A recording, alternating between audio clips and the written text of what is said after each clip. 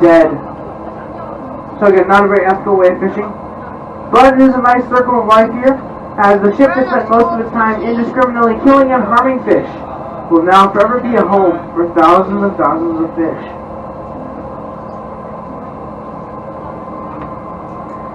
Now this second sunken ship sits slightly sideways since it sank suddenly. How's that for some alliteration? Now, it sits slightly to its port side like this. And we're going to be coming this way at it. So we're going to be looking on the high side of it. So it's going to come this way and then we'll spin around like this. So it's going to be on our starboard side first here. That must be what I was seeing. Now, when we sank this, we had a bunch of gravel in it. And as we had more and more water to it, it started to sink too quickly and bring our tugboats down with it. So we then had to cut the lines and let it fall.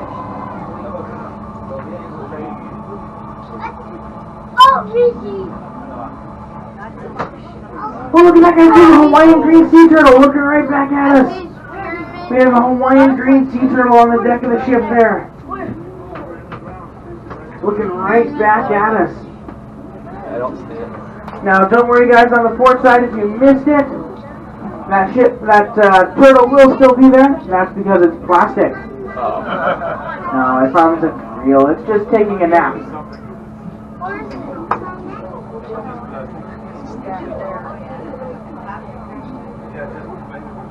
Now, we're going to come out past this reef and spin around. Do you guys notice that boat was kind of falling apart? Well, that's actually our youngest reef. That's only been down here about 20 years compared to 20 to 25 for everything else. The reason it's falling apart so much is because in 1975, about 100 miles off the coast of Big Island, it caught on fire while doing some cargo transport here in Hawaii. So the crew started to use their fire extinguisher and everything, and it was still going.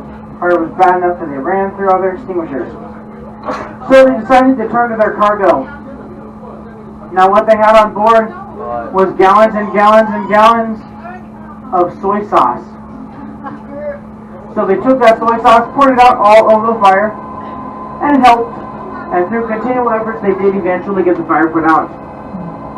However, the ship was so badly damaged that they had to abandon ship, and it got towed back to Honolulu Harbor, where it sat in the hot Hawaiian sun, covered in burned fish, rotten fish, burned soy sauce. You can imagine the pungent aroma that'd be coming from the San Pedro.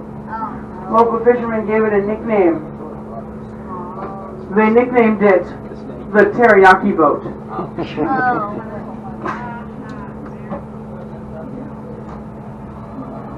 Now, artificial reefs are pretty cheap. The big one that we saw, only $33,000. Which for a boat that big, that is a steal. That's less than a semester at University of Hawaii at Manoa. This one's even cheaper. Anybody want to take a guess how much it cost us to acquire the San Pedro? $27,000. Free was close. One singular US dollar was all it cost for us to acquire the San Pedro. However, we wanted to sink an environmental habitat, not an environmental hazard. So we then had to clean her. That cost a little bit more, at about $360,000. But again, it's important that we clean off all the grit, grime, and grossness, because if we left any grease on board, there would be no growth.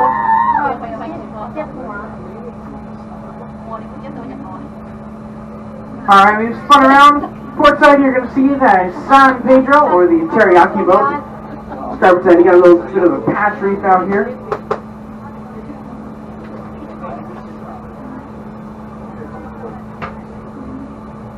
But here we are.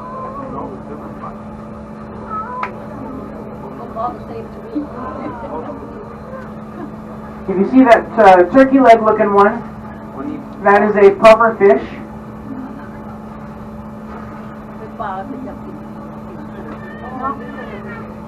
Got a whole bunch of those pyramid butterfly fish.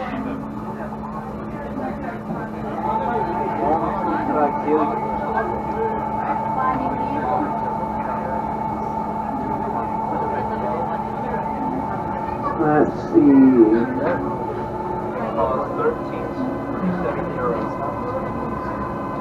What else do we have out here? But looks like our turtle is still hanging out here, still looking at us. Got a whole bunch of those lavender tang eating off her shell.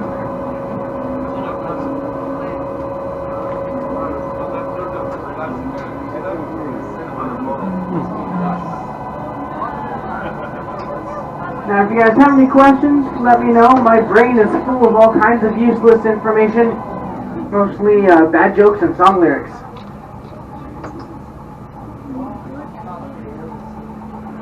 But we are going to head over to our surfacing area.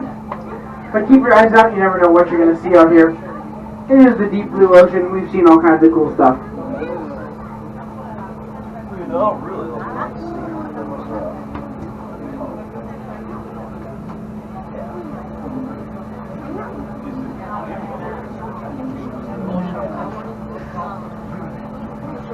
Alright, so we're going to head over once again to our surfacing area. Keep your eyes peeled for a piece of coral that starts to move. That would be called an octopus.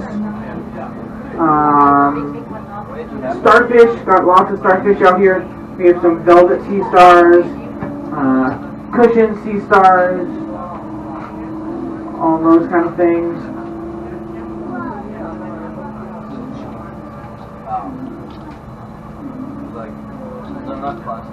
Now, coral is a basic substance called calcium carbonate, and so that's why when we built the structures on concrete that were too acidic, the basicness from the coral and the acidity from the concrete mixed and caused a reaction, much like when you mix baking soda and vinegar, and it caused a reaction unlike some of the times after my jokes. And as we do, the calcium bicarbonate starts to become their exoskeleton. So they're like jellyfish living in a home. That's kind of how coral is. Now there was another fish swimming around out here called a parrotfish. It was a two-tone fish. If you were to cut it in half, the head would be one color, the tail would be another color. And it actually eats coral. The way they do it is they go up to it, snack on it, ingest the algae and the stuff from the inside of it, and then they take the white substance that's coming out the other end. Now, do you guys all like white sandy beaches? Yeah? Well, I'm going to ruin white sandy beaches for you. See, parrotfish make white sand. Yep, 60 to 70% of white sand from white sandy beaches can be parrotfish poop. You can remember that next time you get a little sand in your drink. One parrotfish can contribute about 1,000 pounds of sand per year. And they live in schools of 15 to 30.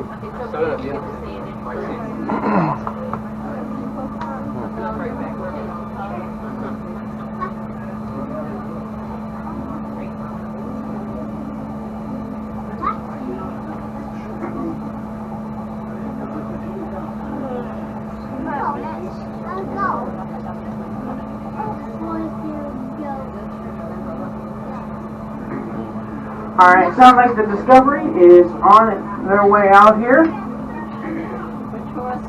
Now, once we get to our surfacing area, we're going to spin.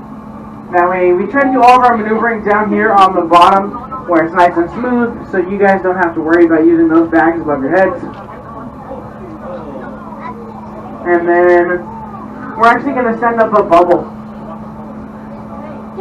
So you guys remember that sound we heard when he was lifting up off the bottom when Captain Red was doing that? It's going to be that again, but instead of trapping the air in our air balance system, we're going to open it and let it go straight up to the surface to mark our location. And then I will turn myself off. You guys won't have to hear any more terrible jokes. And you guys will be able to hear the communications between us and the surface. And it'll sound something along the lines of, alright, Atlantis 14, we copy your bubble, you're clear to surface, clear to surface at whatever time.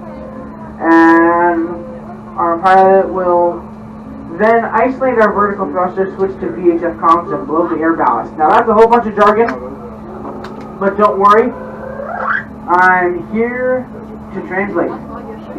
So, isolating those vertical thrusters. There are two thrusters in the middle of the boat. We're going to turn them off or isolate them. That way we don't need them anymore. And then we're going to switch over to VHF comms. Right now we are communicating with our surface boat by underwater telephone. It uses sonar technology to communicate. Finally, we will then blow our air ballast up right above our heads. There are 16 tanks that are currently full of seawater. When the time comes for us to surface, we will close the tops of those tanks, the open is free, and pump high pressure air into them, pushing out all the water, making us much lighter. And that is how we are going to surface.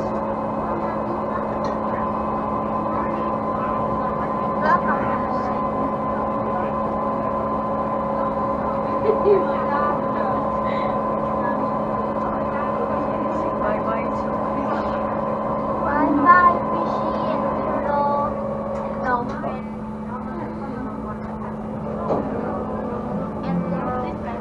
So we are finishing our spin.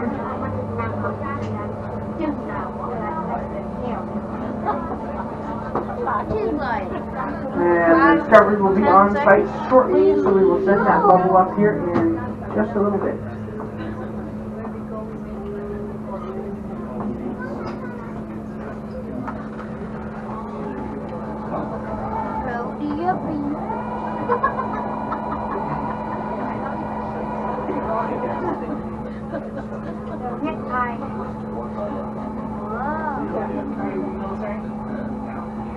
Never broken enough ever to like dislocated them.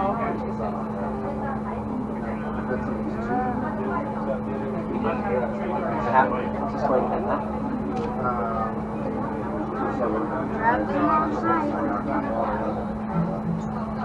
I used to ride to the bubble.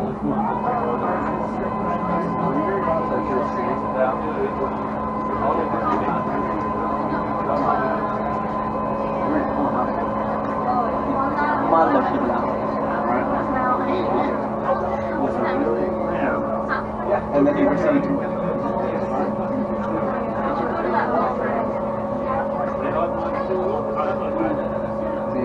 Practice.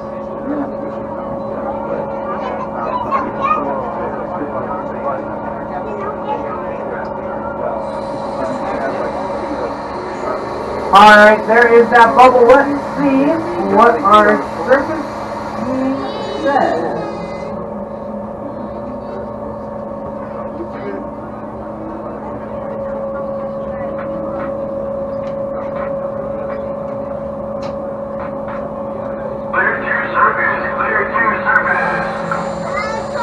Clear surface, isolating verticals, coming up. Alright guys, you heard it, that is our clearance to surface. So we're going to isolate the vertical thrusters, switch to VHF comms, and blow the air ballast. Here we go! Once those depth gauges hit 21 feet, our mast will be poking out, and that will welcome us back from there. And in 5, 4, 3, 2, 1... Ladies and gentlemen, welcome back to the surface. Can we get a huge round of applause for Captain Ram for an excellent dive today? Now, give us just a few moments to open up these hatches. If you are sitting here like you are, what we call these special effect zones. There might be a little bit of water. Don't worry, guys. It'll be no more than a bathtub's worth. A bathtub?